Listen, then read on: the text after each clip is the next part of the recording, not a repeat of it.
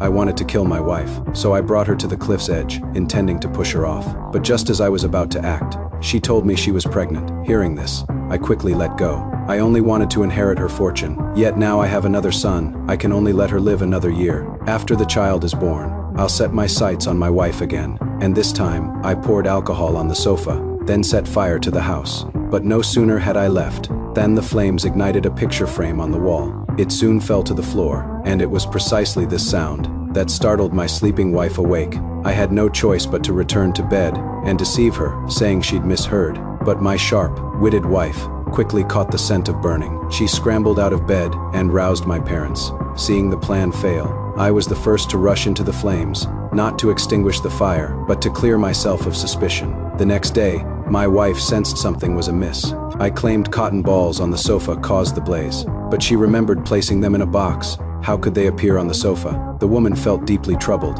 unaware this was already her second brush with death. A year prior, I had married a woman to inherit her substantial life insurance. I deliberately staged a car accident, burning her to death in a remote field. My masterful acting fooled everyone. Now, I harbored murderous intent toward my wife again, and devised a brilliant scheme selling a new house. To gain her consent, I lied that I could contribute 300,000 yuan. If she added her 400,000 yuan savings, we could buy a beautiful new home. The next day, I deliberately brought my wife to the neighborhood and selected a sea-view apartment. She was overjoyed and deeply moved. But in reality, I only had a paltry 2,000 yuan, nowhere near 300,000. Buying the house was a ruse, merely to swindle her assets. That evening, while cooking dinner, I slipped sleeping pills into her meal. After she passed out, I took her wallet and retrieved her ID documents. After practicing dozens of times to mimic her handwriting on paper, I signed her name on a massive 2 million yuan insurance policy.